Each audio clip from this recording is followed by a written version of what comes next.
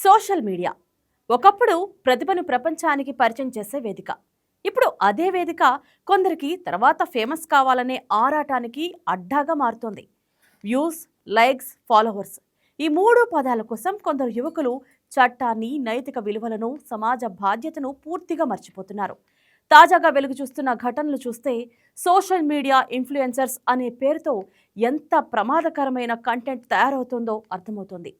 సిగ్గు, శరం, మంచి మర్యాద అన్నీ గాలి కుదిలేసి వ్యూస్ కోసం అడ్డదారులు తొక్కుతూ ఫేమస్ అవడమే పరమావధిగా వారు పెట్టే చెత్త కంటెంట్ పరాకాష్ఠకు చేరుతోంది. కానీ ఇప్పుడు అలాంటి వీడియోలపై పోలీసులు ఉక్కుపాదం మోపుతున్నారు. సైబర్ పెట్రోలింగ్ను మరింత విస్తరించి కేసులు నమోదు చేస్తున్నారు. అసలు ఈ ట్రెండ్ ఎందుకు పెరుగుతోంది?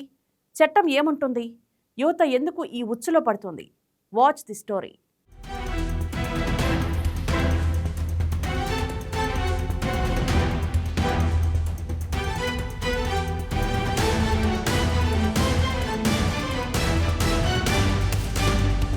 ఇప్పటి డిజిటల్ ప్రపంచంలో సోషల్ మీడియా ప్రతి ఒక్కరి చేతిలో ఉంది. ఒక మొబైల్ ఫోన్, ఒక వీడియో, ఒక రీల్, ఒక రాత్రిలోనే వేల మంది ఫాలోవర్లు వస్తారనే ఆశ చాలా మందిలో పెరిగింది. ఇదే ఆశ ఇప్పుడు ప్రమాదకరమైన దారిలో నడిపిస్తుంది. కొంతమంది యువకులు సమాచారం ఇవ్వడం కాదు, సంచలనం సృష్టించడమే లక్ష్యంగా కంటెంట్ తయారు చేస్తున్నారు.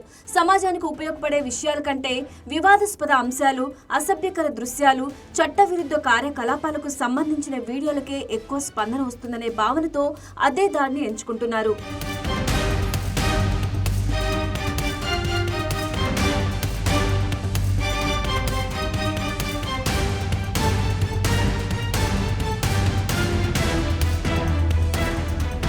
హైదరాబాద్లో ఇటీవల కాలంలో వెలుగు చూస్తున్న కేసులు దీనికి స్పష్టమైన ఉదాహరణగా నిలుస్తున్నాయి. నగరంలో అర్ధరాత్రి మద్యం దొరికే ప్రాంతాలను చూపిస్తూ వీడియోలు, ఆన్లైన్లో అశ్లీల వెబ్సైట్ల వివరాలు చెబుతూ పోస్టులు, నగరంలోని కొన్ని ప్రాంతాల్లో వ్యభిచారం జరుగుతుందంటూ మహిళలను చిత్రీకరిస్తూ రీల్స్, ఇవన్నీ సోషల్ మీడియాలో వైరల్ అవుతున్నాయి.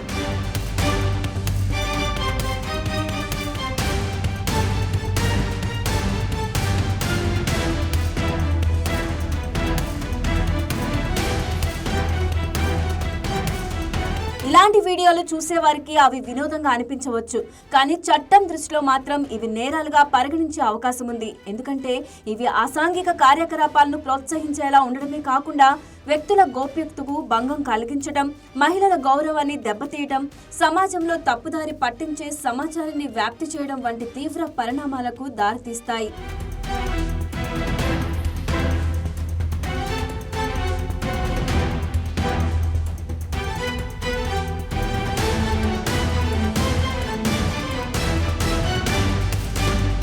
తాజాగా హైదరాబాద్కు చెందిన ఓ యువకుడు ఇదే కారణంగా పోలీసు కేసును ఎదుర్కొంటున్నాడు. ఇంజనీరింగ్ పూర్తి చేసిన అతడు ఉద్యోగాల కోసం ప్రయత్నించాల్సింది పోయి సోషల్ మీడియాలో త్వరగా పాపులర్ కావాలనే ఆలోచనతో అడ్డదారి ఎంచుకున్నాడు. అద్దెకు బాయ్ ఫ్రెండ్, లైంగిక సేవలు వంటి శీర్షికలతో వీడియోలు రూపొందించి సోషల్ మీడియాలో పోస్ట్ చేశాడు. కొద్ది రోజుల్లోనే లక్షల్లో వ్యూస్ వచ్చాయి, వేల సంఖ్యలో లైకులు వచ్చాయి. అయితే అదే వీడియోలు అతడిని పోలీస్ స్టేషన్ వరకు తీసుకువెళ్లాయి. వ్యభిచారాన్ని ప్రోత్సహించేలా కంటెంట్ ఉందని గుర్తించిన పోలీసులు పలు చట్టాల కింద కేసు నమోదు చేశారు.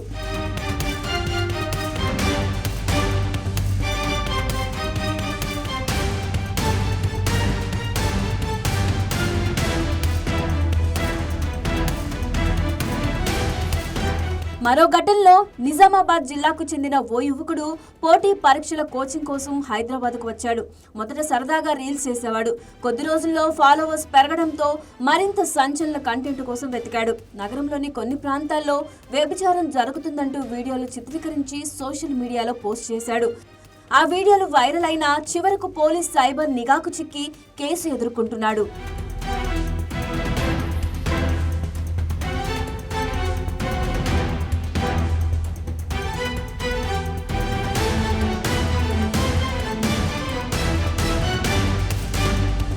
పోలీసులు చెబుతున్న వివరాలు మరింత ఆందోళన కలిగిస్తున్నాయి. ఇలాంటి కేసుల్లో చిక్కుతున్న వారిలో ఎక్కువ మంది డిగ్రీ లేదా ఇంజనీరింగ్ పూర్తి చేసిన విద్యార్థులే. అంటే చదువుకున్న యువత కూడా సోషల్ మీడియా వ్యూస్ మోజులో చట్టపరమైన పరిణామాలను పూర్తిగా విస్మరిస్తున్నారని అధికారులు చెబుతున్నారు.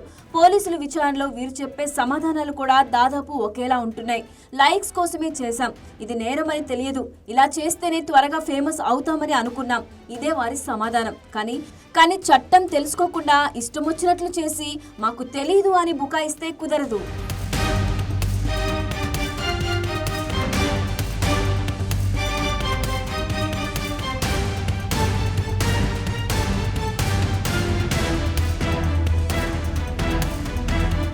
ఇప్పుడు సోషల్ మీడియా ప్లాట్ఫామ్లలో ఆల్గోరిథం ఆధారంగా కంటెంట్ వేగంగా వ్యాప్తిస్తుంది. ఎక్కువ మంది స్పందించిన వీడియోలు మరింత ముందుకు చేరుతున్నాయి. దీన్ని అవకాశంగా చేసుకున్న కొందరు కావాలనే షాకింగ్ కంటెంట్ రూపొందిస్తున్నారు. సమాజానికి ఉపయోగపడే వీడియోలు నెమ్మదిగా స్ప్రెడ్ అవుతాయని, వివాదాస్పద వీడియోలు మాత్రం గంటల్లో వైరల్ అవుతాయని భావించి అదే దారిని ఎంచుకుంటున్నారు.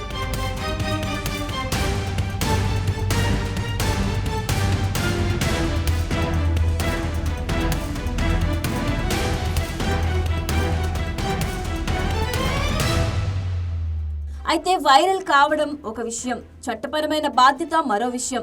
అసత్య సమాచారం ప్రచారం చేయడం, అసభ్యకర కంటెంట్ పోస్ట్ చేయడం, మహిళల అనుమతి లేకుండా వీడియోలు తీయడం, వ్యభిచారం, అసాంఘిక కార్యకలాపాలను ప్రోత్సహించేలా కంటెంట్ తయారు చేయడం, మత కుల వర్గాల మధ్య విద్వేషాలు రెచ్చగొట్టే పోస్టులు పెట్టడం, ఇవన్నీ వివిధ చట్టాల కింద నేరాలుగా పరిగణించబడతాయి.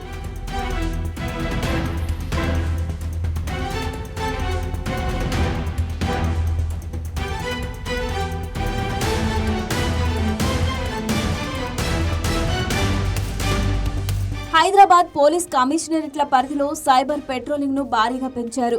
ప్రత్యేక బృందాలు సోషల్ మీడియా వేదికలను నిరంతరం పరిశీలిస్తున్నాయి. ఎలాంటి ఫిర్యాదు లేకపోయినా చట్టవిరుద్ధ కంటెంట్ గుర్తిస్తే పోలీసులు సుమోటోగా కేసులు నమోదు చేస్తున్నారు.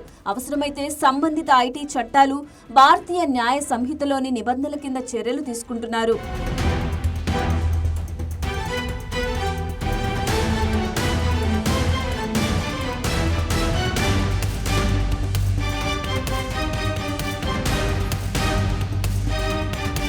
ఈ ఏడాది ఇప్పటి వరకు హైదరాబాద్ పరిధిలోని 4 కమిషనరేట్లలో కలిపి 456 కేసులు నమోదు కావడం పరిస్థితి ఎంత తీవ్రంగా మారిందో తెలియజేస్తుంది. ప్రతి కేసు వెనుక ఒకే కథ కనిపిస్తుంది. త్వరగా పాపులర్ కావాలనే ఆరాటం, ఆలోచించకుండా వీడియోలు చేయడం, తర్వాత పోలీసులు ఎదుట తలవంచుకొని నిలబడటం.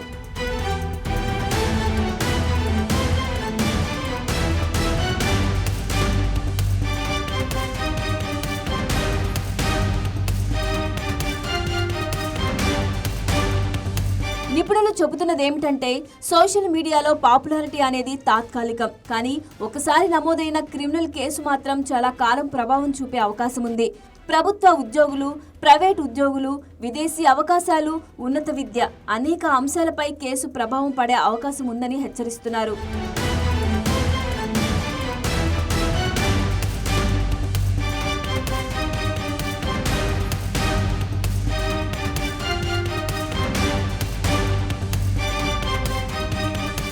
ఇంకో ముఖ్యమైన విషయం కూడా ఉంది. సోషల్ మీడియాలో ఎక్కువ వ్యూస్ వస్తున్నాయంటే ఆ కంటెంట్ చట్టబద్ధమైంది కాదు.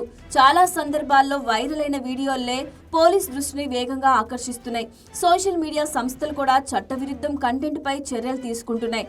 ఖాతాల తొలగింపు, వీడియోల తొలగింపు, ఆదాయం నిలిపివేత వంటి చర్యలు కూడా ఎదురయ్యే అవకాశం ఉంది.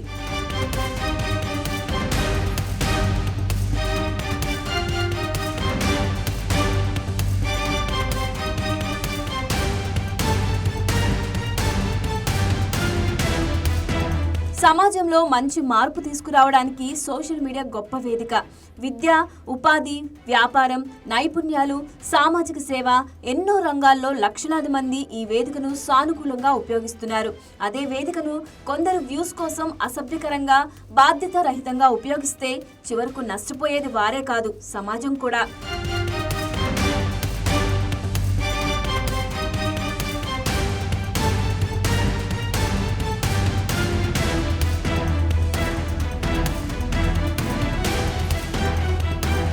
పోలీసులు స్పష్టంగా చెబుతున్న సందేశం ఒకటే: సోషల్ మీడియాలో పెట్టే ప్రతి పోస్ట్, ప్రతి వీడియో, ప్రతి కామెంట్కు చట్టపరమైన బాధ్యత ఉంటుంది.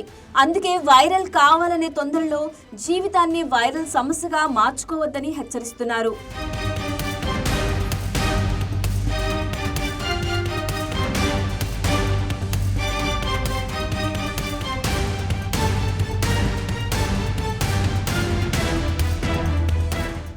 వ్యూస్ కోసం వీడియో చేయడం సులభమే, కానీ ఒక్క తప్పు వీడియో జీవితాన్ని మార్చేయొచ్చు.